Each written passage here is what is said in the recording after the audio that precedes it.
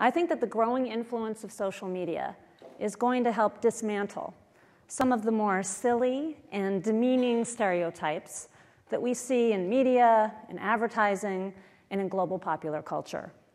If you haven't noticed, the media hold up a very distorted mirror of our lives. And why do they do that? Well, one key reason is because of the market segmentation techniques they use. The media industries tend to use these very rigid categories derived from classic demographics in order to understand their audiences. These very restrictive labels are meant to help them understand who we are and how we tick.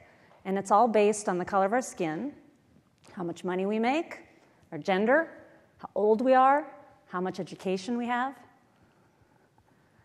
Now, the reason they use this model is because it was just too expensive to figure out what any particular individual in a mass audience was actually interested in. So they're using demographics as a proxy for interest. If I know your age and your gender, then maybe I know something about what you're interested in, and then maybe I can make some assumption about some purchasing decisions that you're going to make.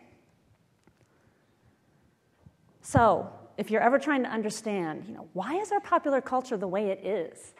Well, it is the way it is. You see what you see on screens large and small. You see what you see in magazines. You hear on the radio what you hear because of a series of assumptions that have been made about demographic categories that are considered highly valuable, because not all demographic categories have value. The 18 to 49 has been the prized demographic ever since the 1960s. It has a huge impact on American media ever since then. But, as you've probably noticed, the baby boomers have aged out of 18 to 49. But it's still the case that Nielsen, the powerful ratings agency, still doesn't report ratings for people over 54. So in the media landscape, basically, they don't really exist. And advertisers pressure media to deliver to them the most difficult demographic out there, young males. Now, maybe you've watched Mad Men like I did, and maybe you also love Dr. Faye Miller, who practiced